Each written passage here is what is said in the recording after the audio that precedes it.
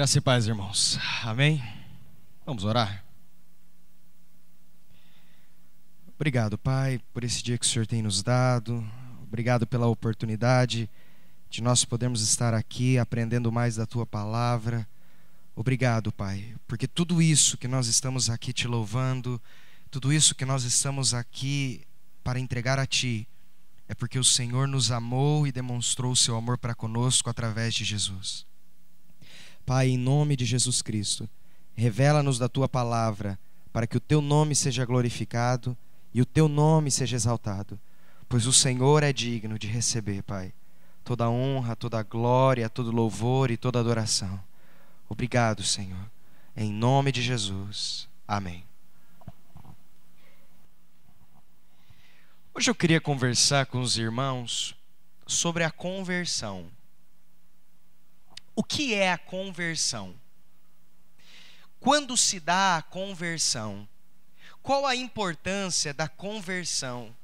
O que a palavra de Deus fala sobre a conversão para as nossas vidas? Se eu e você não entendermos o que significa a conversão, acredito que nem mesmo tivemos uma experiência de novo nascimento.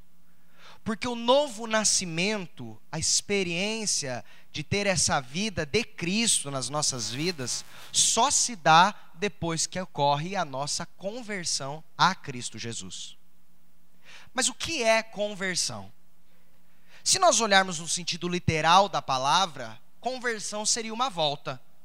Seria quando talvez você está com o seu carro, vai numa rotatória e faz uma conversão. Você estava por um caminho e de repente você não está mais naquele caminho. Você faz a conversão, você faz a volta e vai para outro caminho completamente diferente do caminho que você estava seguindo. Se nós pudéssemos dar uma definição para a conversão, a definição que eu daria seria que conversão é a nossa resposta espontânea ao chamado do Evangelho, pelo qual sinceramente nos arrependemos de nossos pecados e colocamos a nossa confiança em Cristo para receber a salvação. O que eu acabei de falar para vocês é que conversão seria um chamado do Evangelho que acontecem duas coisas no momento em que ocorre este chamado do Evangelho. A primeira coisa que caracteriza a conversão seria o arrependimento dos nossos pecados, ou seja, a conversão à volta do pecado, ou como nós vamos chamar de arrependimento, e a volta para Cristo, que nós vamos chamar de fé que leva à salvação. Ou seja, conversão seria quando ao mesmo tempo ocorre o arrependimento dos nossos pecados e a fé em Cristo Jesus. Mas eu queria falar um pouco com os irmãos sobre o que seria o arrependimento dos nossos pecados e o que seria a fé no Senhor Jesus. Nós já ouvimos muitas vezes na palavra de Deus sobre a importância de fé. Você já leu textos falando sobre fé? Você já provavelmente ouviu aquele texto que diz: crê no Senhor Jesus Cristo e será salvo tu e a tua casa. Porque Deus amou o mundo de tal maneira que deu o seu Filho unigênito para todo aquele que nele crê, não pereça, mas tenha a vida eterna.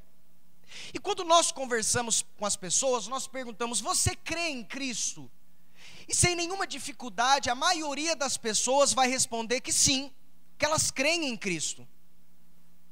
Mas será que quando nós falamos sobre crer em Cristo, na maneira como nós entendemos que é crer em Cristo, será que esse crer em Cristo, esse termo crer que nós utilizamos, é realmente o mesmo sentido do termo crer que as Escrituras utilizam? Quando nós falamos sobre fé nas nossas conversas do dia a dia, será que o significado de fé que nós pensamos que ele é realmente o mesmo significado de fé que a palavra de Deus diz que significa fé? Porque se eu estiver entendendo de uma maneira correta o que significa fé, então eu posso dizer com convicção que eu tenho fé em Cristo ou eu não tenho fé em Cristo.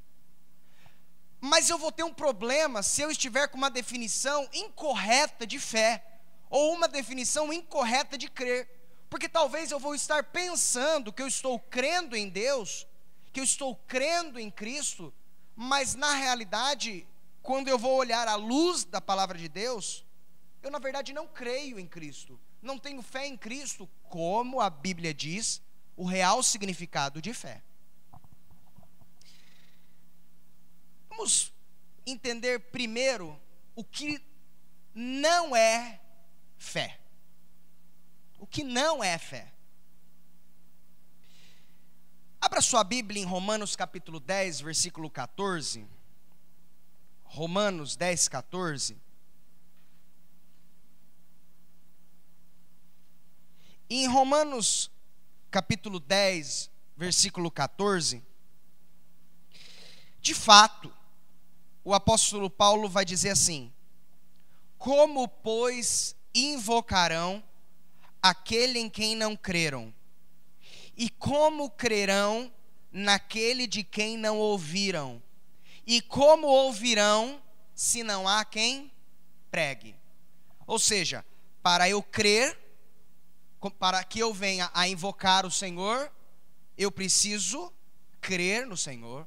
Para que eu creia no Senhor, eu preciso ouvir ao Senhor, conhecer a respeito do Senhor.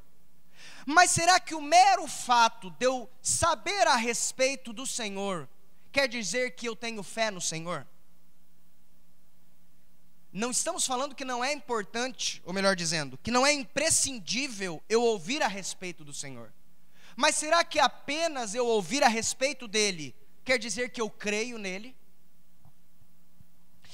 Apenas conhecimento sobre os fatos da vida de Jesus, sobre a morte de Jesus, sobre a ressurreição de Jesus, sobre a obra de Jesus, não são bastantes o suficiente, pois não há uma entrega de homem ou do homem a Cristo apenas por saber a seu respeito.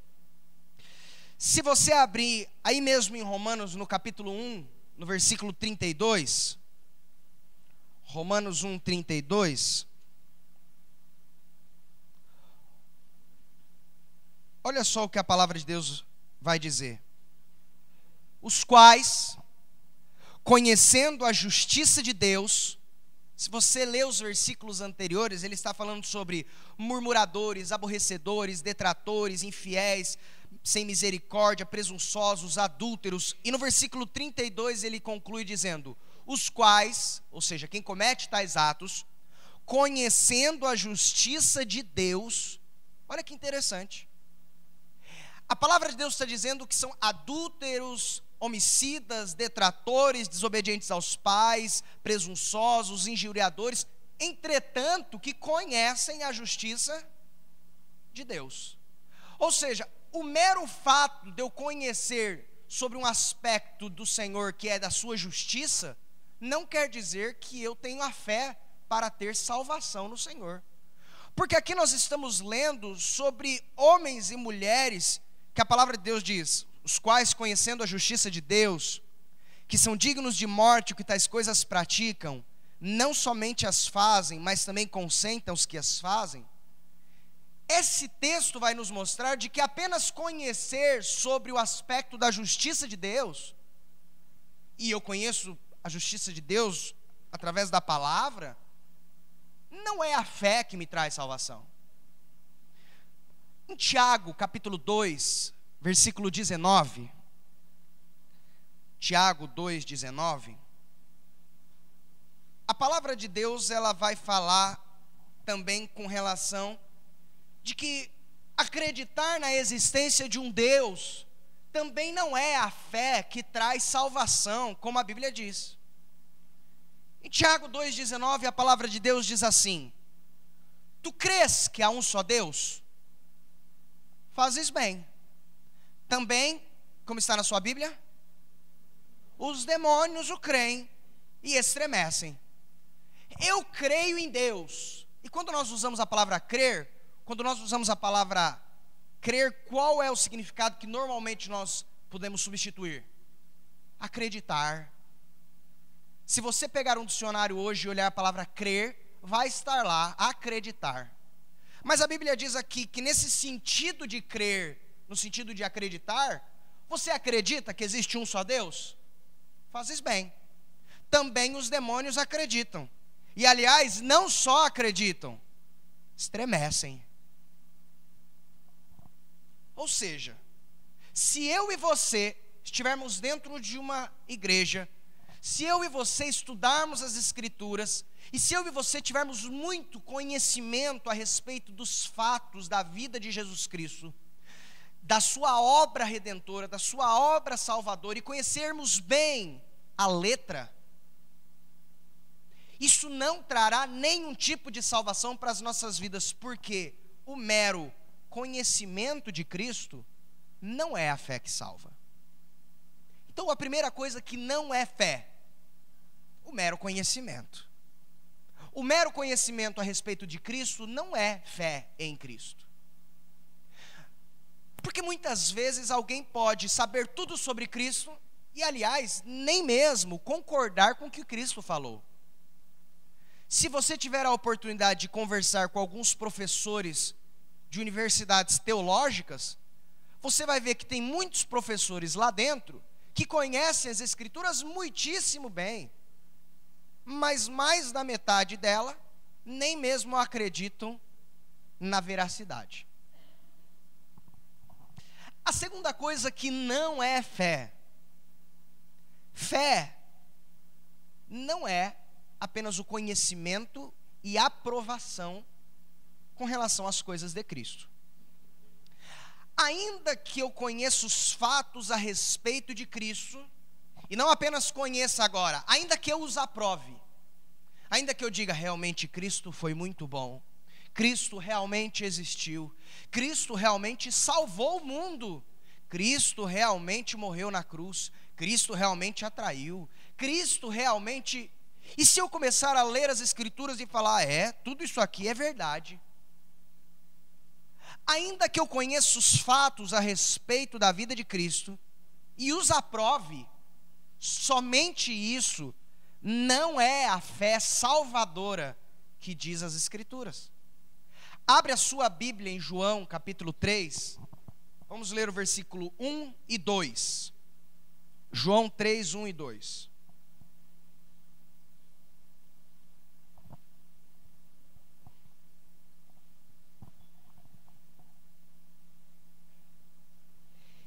E havia entre os fariseus um homem chamado Nicodemos, príncipe dos judeus. Este foi ter de noite com Jesus e disse-lhe: Rabi, olha só essa palavra agora. Bem sabemos que és mestre, da onde? Vindo de Deus, porque ninguém pode fazer esses sinais que tu fazes, se Deus não for com ele. Nicodemos acreditava que Jesus Cristo era um mestre vindo de Deus? Acreditava. Ou seja, se fé fosse unicamente acreditar que Jesus Cristo veio de Deus, ou que Jesus Cristo era um enviado do Senhor, que Jesus Cristo era o profeta prometido, que Jesus Cristo era o Cristo que havia de ser enviado, apenas isso não é a fé que traz salvação. O que vai dizer no versículo seguinte?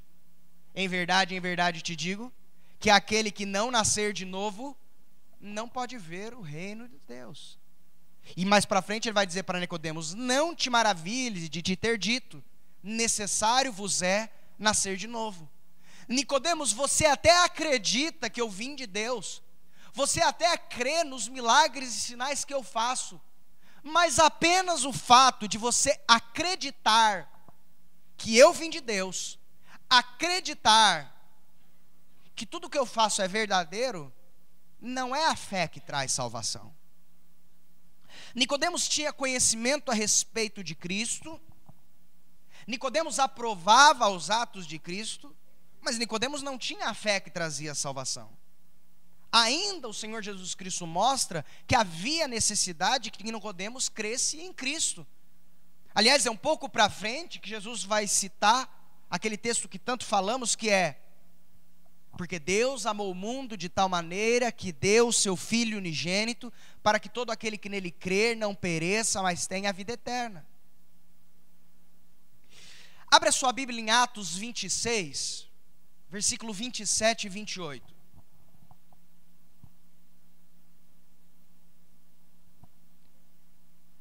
Atos 26, versículo 27 e 28.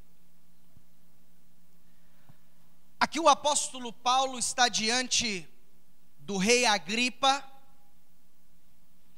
fazendo um discurso em sua defesa, e olha o que ele diz para o rei Agripa. Versículo 27 e 28. Crês tu nos profetas, ó rei Agripa? Bem sei que crês. E disse Agripa a Paulo: por pouco me queres persuadir a que me faça cristão. Olha só, Paulo diz: você, rei Agripa, acredita no Antigo Testamento. Eu sei, rei Agripa, que você é alguém que tem conhecimento das Escrituras e acredita que ela é verdade. Mas o próprio rei Agripa confessa que o mero fato dele acreditar nas Escrituras não fazia dele um cristão. Ainda que ele tivesse conhecimento, ainda que ele aprovasse o conhecimento que ele tinha, isso não fazia dele um cristão. Mas então, qual é a fé que traz a verdadeira salvação? A fé que salva é aquela que traz dependência. Além do conhecimento dos fatos do Evangelho, que são imprescindíveis, como nós lemos lá em Romanos: como crerão se não ouvirem? Além do conhecimento dos fatos e da aprovação dos fatos, eu ouço, mas acredito que isso não é verdade. Não, eu ouço e creio que isso é verdade. Além do conhecimento dos fatos do Evangelho e da aprovação deles, a fim de ser salvo, eu preciso decidir, depender, me entregar-se a Jesus para receber salvação. Vou repetir. Além do conhecimento dos fatos do Evangelho e da aprovação deles, a fim de ser salvo, eu preciso decidir depender e se entregar a Jesus para receber salvação. A fé que traz salvação, ou fé salvífica, é a entrega em Jesus Cristo como a uma pessoa viva, visando ao perdão dos pecados e a vida eterna com Deus. A verdadeira fé é aquela na qual leva o incrédulo, ao conhecer a Cristo, ouvir falar, e não apenas ouvir falar, mas buscar a Cristo, e buscar em Cristo a remoção do seu pecado e da sua culpa, bem como ansiar uma comunhão genuína com Cristo. É muito mais do que apenas ter conhecimento a respeito dele e concordar com tudo o que eu ouvi a respeito dele. Atualmente, as palavras fé e crer, no contexto da nossa sociedade, possuem contextos distintos do sentido bíblico. Se você entrar agora no seu celular e procurar um dicionário e colocar a palavra fé ou crer, dificilmente você vai achar o significado se entregar. Dificilmente você vai achar o significado depender. Mas se você olhar no contexto bíblico, é este o sentido quando diz: crê no Senhor Jesus Cristo e será salvo tu e a tua casa. É muito mais do que apenas acredite que Jesus existiu e aí você e sua casa vão ser salvos. Mas é entregue-se ao Senhor Jesus Cristo e você e sua casa vão ser salvos. A fé que salva é aquela na qual o homem recebe a Cristo Jesus em sua vida, e não apenas acredita que Jesus existiu e concorda com os atos dele. João capítulo 1, versículo 12, a palavra vai dizer exatamente isso que nós estamos conversando. João 1,12, que diz assim: mas a todos quantos o receberam, deu-lhes o poder de serem feitos filhos de Deus, aos que creem no seu nome. Se nós entendermos o contexto do texto, quando ele fala aos que creem no seu nome, ele está falando sobre isso que ele acabou de falar. A todos quanto receberam. A todos quanto receberam a Cristo, aí sim são feitos filhos de Deus. E não apenas aqueles que acreditam na existência de Cristo e concordam com os seus atos. Em João 3,16, podem abrir? A palavra de Deus fala em crer em Cristo, porque Deus amou o mundo de tal maneira que deu o seu Filho unigênito, para que todo aquele que nele crê, não pereça, mas tenha a vida eterna. A palavra está falando sobre crer, irmãos, em Cristo, e não crer necessariamente somente naquilo que ele disse, ou naquilo que ele fez. Eu creio que Jesus disse isso. Eu creio que ele fez isso. Mas a pergunta do texto, a questão central do texto, não é necessariamente se você crê naquilo que ele fez, e naquilo que ele disse, mas é se você crê nele. Porque eu posso muito bem falar, Jesus fez isso mesmo, é um fato histórico. Jesus realmente existiu, não há como duvidar. Mas a questão é, você se entrega a Cristo, essa fé de dependência? A fé que Jesus fala é relacionada a um íntimo relacionamento com Ele. É ir a Ele, ou seja, é achegar-se a Ele. João capítulo 6, versículo 37. Olha só que precioso. João 6,37 vai dizer: tudo o que o Pai me dá, olha só essa parte que Jesus fala agora, virá a mim, e o que vem a mim, de maneira nenhuma o lançarei fora. É muito mais do que apenas acreditar, é ir a Ele, é ter relacionamento com Ele. Isso é o que traz a salvação. João capítulo 7, versículo 37. Jesus disse: e no último dia, o grande dia da festa, Jesus pôs-se em pé e clamou dizendo: se alguém tem sede, venha a mim e beba. Vinde a mim, todos os que estáis cansados e oprimidos, e eu vos aliviarei. Mateus 11, 28. Achei algo interessante, estava vendo sobre o assunto.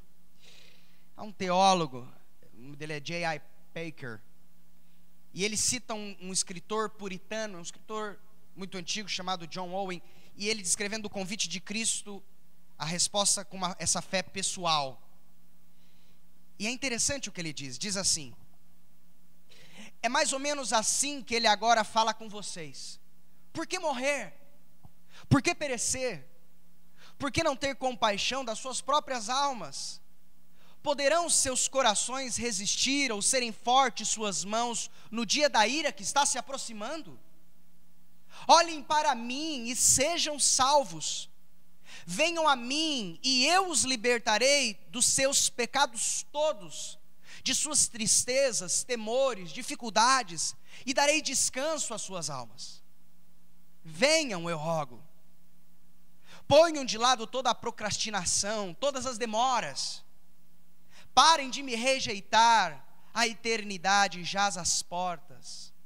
Não me odeiem de tal modo que prefiram perecer a aceitar meu livramento. Essas e outras coisas semelhantes Cristo, o Senhor, continuamente declara, proclama, pleiteia e exorta perante as almas dos pecadores. Ele o faz através da pregação da palavra, como se estivesse presente com vocês, de pé em seu meio, como se falasse pessoalmente com cada um de vocês. Ele nomeou os seus ministros do Evangelho para se apresentarem a vocês, para tratarem com vocês em lugar dele, reconhecendo como seus os convites que são feitos em seu nome. A verdadeira fé em Cristo, são 3 fatores dela. A primeira, ela tem o conhecimento básico ou o entendimento dos fatos do Evangelho. Ela sabe que realmente o que está escrito aqui, ela conhece a respeito disso. Porque a fé vem pelo ouvir. Então há necessidade desse ouvir. Mas não apenas do ouvir. A importância da aprovação e concordância dos fatos. Eu posso ouvir e rejeitar. Isso é mentira, eu não acredito nisso. Isso que eu acabei de ouvir, não é verdade. É ouvir. É falar, eu creio que isso é verdade. E a fé se completa no momento que, quando eu ouço, eu reconheço que isso é verdade, e eu tenho a consciência de que eu sou um pecador que necessita da salvação. E somente Cristo pagou a penalidade pelo meu pecado e me oferece salvação. E assim eu preciso me entregar a Cristo para receber esta salvação, pois Ele é o único caminho a Deus. Mas quando nós estávamos falando no começo aqui do nosso estudo, a primeira coisa que nós falamos não foi necessariamente sobre fé.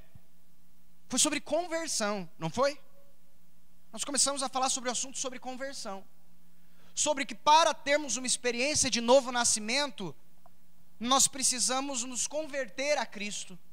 E conversão a Cristo nós falamos no começo que seria a junção de 2 coisas: a fé verdadeira mais o arrependimento.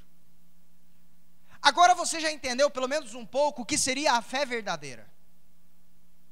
A fé da entrega. Mas agora eu quero te contar algo.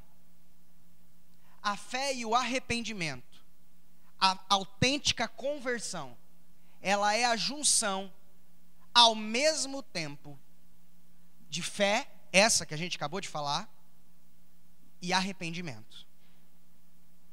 Vamos falar um pouquinho sobre arrependimento? O arrependimento seria uma sincera tristeza por causa do pecado. Seria não apenas uma sincera tristeza por causa do pecado. Quando você diz que você se arrependeu de algo, seria assim: uma sincera tristeza por causa do pecado. Mas não apenas a sincera tristeza, seria renunciá-lo e no teu coração comprometer-se seriamente a abandoná-lo e prosseguir obedecendo a Cristo. A tristeza, mas não a tristeza sozinha, a sincero comprometimento de abandonar e comprometer-se com Cristo. Interessante. O arrependimento, assim como a fé, eu percebi que seriam 3 circunstâncias. Vamos pensar sobre o arrependimento agora. Ele seria, quando nós cometemos um pecado, ele seria um entendimento intelectual, ou seja, seria a tua consciência de que o pecado é errado. Se você não entender que o pecado é errado, você jamais pode falar que teve arrependimento na sua vida. Porque como eu vou me arrepender de algo que eu não entendo que é errado? Então, primeira coisa, para eu entender que realmente houve arrependimento, eu preciso ter consciência de que isso é errado. Enquanto eu não tiver essa consciência, não tenho que falar sobre arrependimento. Mas além de entender de que isso é errado, esse entendimento intelectual mesmo, seria uma aprovação emocional dos ensinos das Escrituras concernentes ao pecado. Ou seja, seria... difícil, é pesado falar a palavra emoção. Às vezes a pessoa fala, não fale sobre emoção. Mas quando eu falo sobre emoção, seria, além de que eu entendesse que o pecado é errado, seria a segunda circunstância que caracterizaria o arrependimento: a tristeza e repulsa pelo pecado. Eu posso entender que algo é errado, mas se eu não sinto tristeza nem repulsa por isso, depois de tê-lo cometido, eu não posso dizer que eu me arrependi. Ok, é errado, reconheço que é errado. Nós lemos lá Romanos 1,32 que diz: os quais conhecendo a justiça de Deus, que os que cometem tais coisas merecem a morte. Ou seja, os que cometem tais coisas sabem que é errado, mas eles não se arrependeram só pelo fato de saberem que é errado. Para que se caracterize o autêntico arrependimento, é preciso primeiro reconhecer que é errado, esse entendimento intelectual. Segundo, essa aprovação emocional, ou seja, essa circunstância de repulsa e tristeza pelo pecado. Mas se eu entender que algo é errado, e se eu tiver repulsa e tristeza porque eu cometi isso, ainda não houve arrependimento. Há necessidade da terceira característica do arrependimento, que seria uma decisão pessoal de afastar-se dele. Ou seja, renunciar ao pecado e levar uma vida de obediência a Cristo. No momento em que eu percebo que eu cometi um pecado, reconheço que este pecado é errado, tenho tristeza e repulsa por ele, e na minha consciência tomo uma decisão pessoal de renúncia a ele, e anseio real de querer buscar a vontade do Senhor e não cometê-lo mais, aí sim caracterizou o arrependimento. Entenderam? Uma vida verdadeiramente arrependida é uma vida que tem transformação imediata. O momento da conversão é o momento que vai trazer transformação para a sua vida. Porque se não houve nenhuma transformação para a sua vida, é porque não houve conversão. Porque no momento da conversão, há essa entrega a Cristo, como nós falamos, a fé verdadeira, e há esse arrependimento, que seria reconhecimento, repulsa e decisão. Não quero o pecado. E se isso acontece conosco, essa fé verdadeira e esse arrependimento, que é a conversão, não tem como não haver uma mudança imediata nas nossas vidas. Eu não estou falando sobre impecabilidade. Nós vamos falar um pouco lá na frente de que na vida do cristão este é um passo inicial, mas que constantemente vamos crescer nessa fé em fé e esse arrependimento. Mas no momento em que há arrependimento e fé genuínos nas nossas vidas, no momento em que há essa verdadeira conversão, no momento que há este novo nascimento, se nada mudou, é porque não houve a verdadeira conversão. Deixa eu falar alguma coisa para vocês. A mera tristeza, ou até mesmo o profundo remorso por causa de pecados cometidos, não constitui por si só arrependimento. Só constitui arrependimento se esse remorso ou esta tristeza profunda esteja acompanhado de uma sincera decisão de abandonar o pecado que se está praticando contra Deus. Se não há essa sincera decisão, não houve arrependimento. Abra sua Bíblia em 2 Coríntios, capítulo 7, versículo 9 e 10. 2 Coríntios 7, 9 e 10.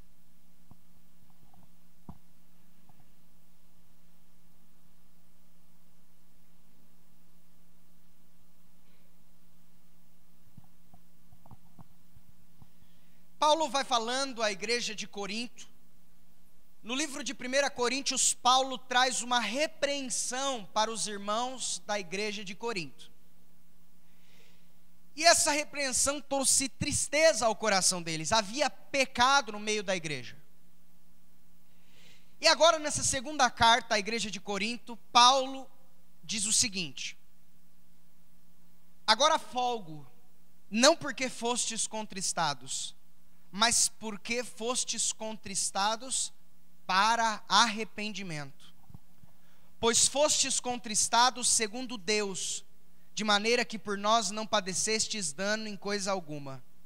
Porque a tristeza, segundo Deus, opera arrependimento para a salvação, da qual ninguém se arrepende, mas a tristeza do mundo opera a morte.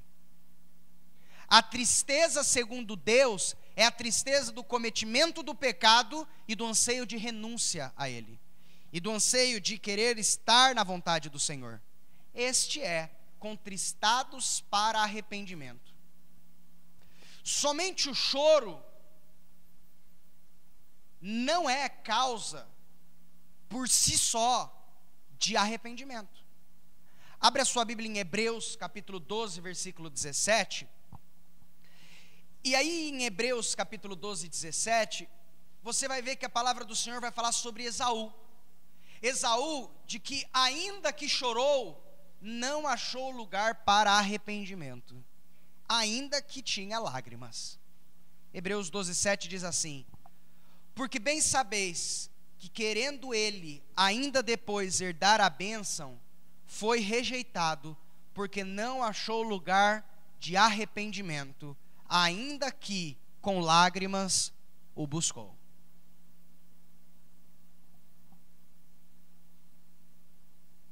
O arrependimento e a fé, essa que nós falamos, irmãos, acontecem no mesmo momento.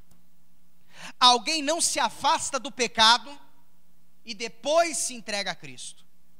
Ou se entrega a Cristo e diz: depois vou me afastar do pecado. Quando nos voltamos para Cristo em busca de salvação dos nossos pecados, estamos imediatamente e consequentemente afastando-nos dos pecados e pedindo para Cristo que nos salve dos nossos pecados. Não tem como você falar que você está se entregando a Cristo e falar: mas Senhor, é apenas a fé genuína, arrependimento ainda não. Ou seja, é falso falar que alguém se entregou a Cristo com a fé verdadeira e não se arrependeu dos seus pecados. Não há possibilidade de receber a Cristo como o Salvador, mas não como o Senhor. Jesus é o meu Salvador, mas ainda não é o meu Senhor. Ou Ele é o meu Senhor, mas ainda não é o meu Salvador.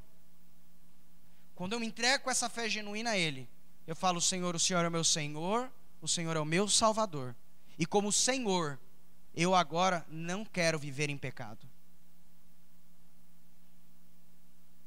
Filhinhos, essas coisas vos escrevo para que não pequeis, e essa deve ser a regra do cristão. Mas se pecar, tendes um advogado para com o Pai, Jesus Cristo o justo. Mas a palavra do segundo texto é: se pecar. A palavra central é: escreva essas coisas para que não pequeis. Se pecar, arrependimento. Ou havendo arrependimento, há perdão. Mas o que é arrependimento? Reconhecimento, repulsa e decisão. Quando a Bíblia fala sobre ir a Cristo, ou seja, ter convertido, ocorrer esse momento da conversão, ela fala de que ao mesmo tempo vai ocorrer o anseio da renúncia do pecado. Abre a sua Bíblia em Isaías, capítulo 55, versículos 6 e 7. Isaías 55, versículos 6 e 7.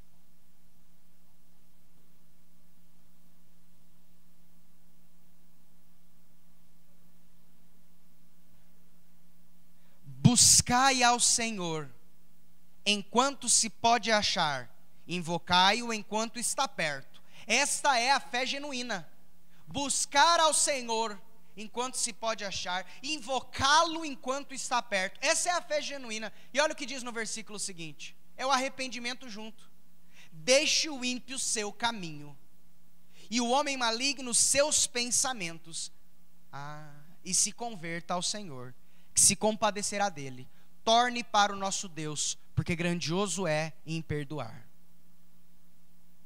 Pregar a necessidade de fé sem arrependimento é pregar um evangelho parcial, um evangelho meia boca, um evangelho que não vai trazer nenhuma eficácia, porque o evangelho só traz eficácia quando ele está completo.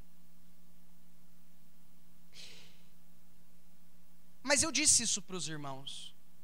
Talvez você me disse: Felipe, eu entreguei a minha vida ao Senhor.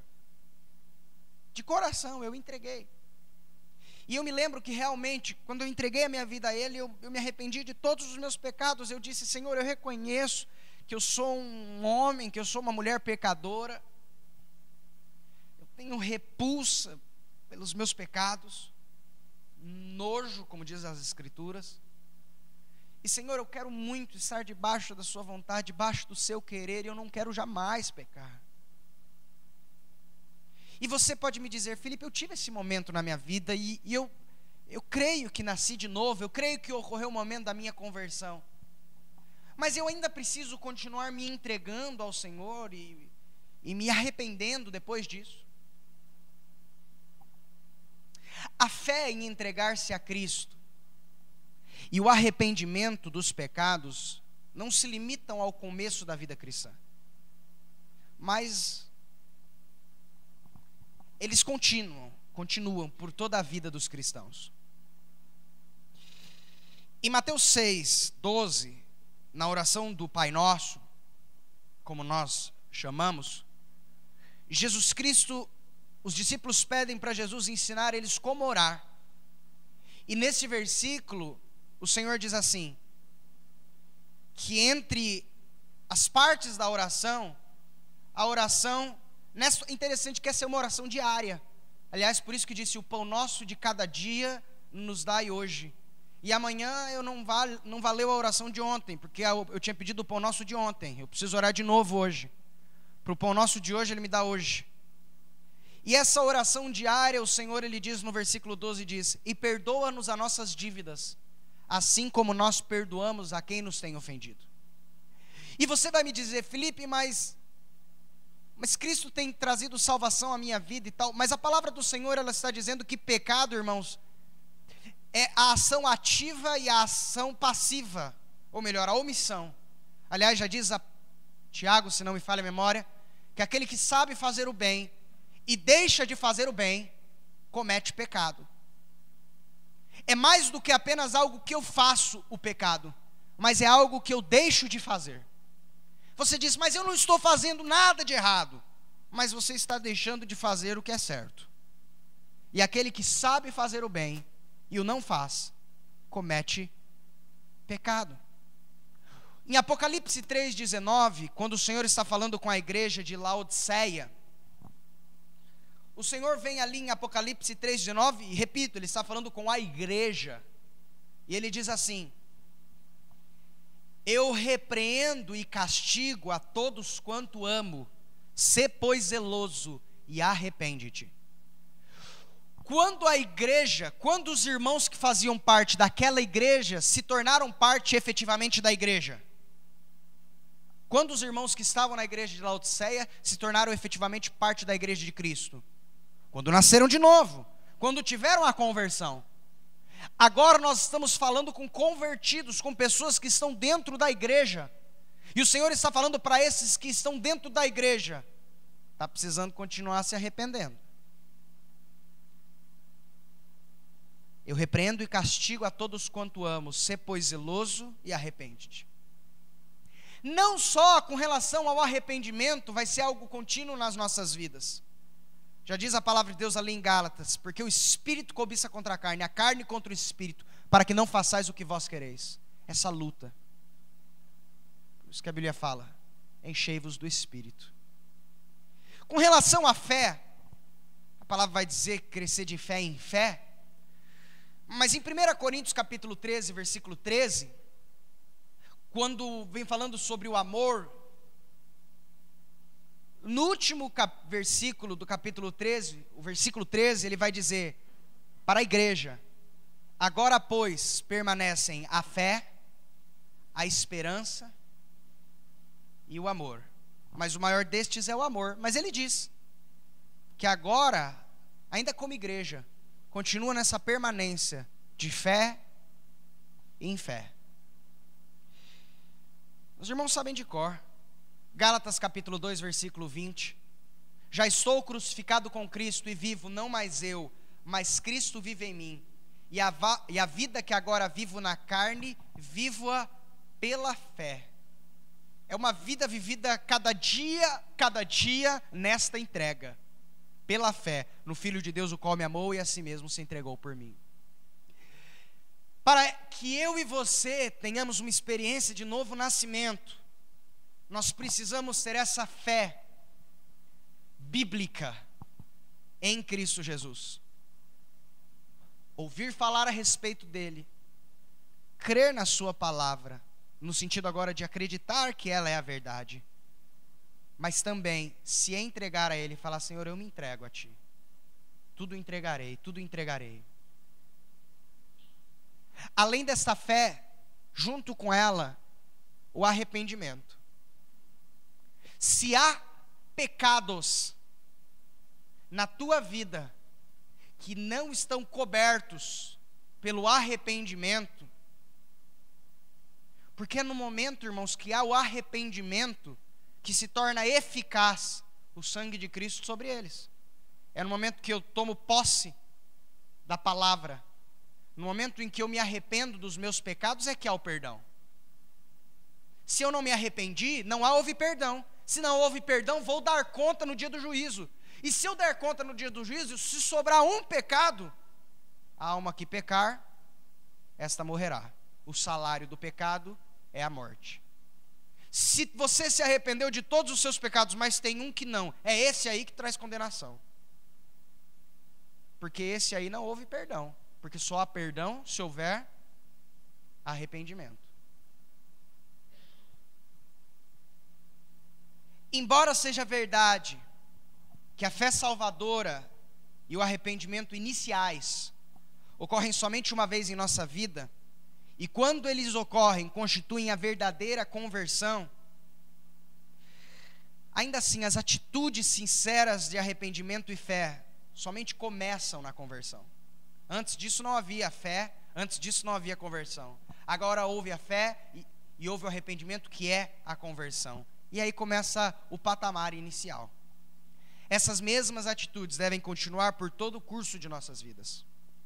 A cada dia deve haver um sincero arrependimento pelos pecados que cometemos, como eu disse, por fazer ou deixar de fazer. E fé em Cristo quanto ao suprimento do necessário e a capacitação para vivermos a vida de Cristo. Por isso a palavra de Deus diz: trazendo por toda parte o morrer de Cristo, para que a vida dele se manifeste em nós. Você já nasceu de novo? Já houve realmente uma conversão na sua vida? Ou você continua naquele mesmo caminho? Houve realmente essa fé autêntica, essa fé da entrega?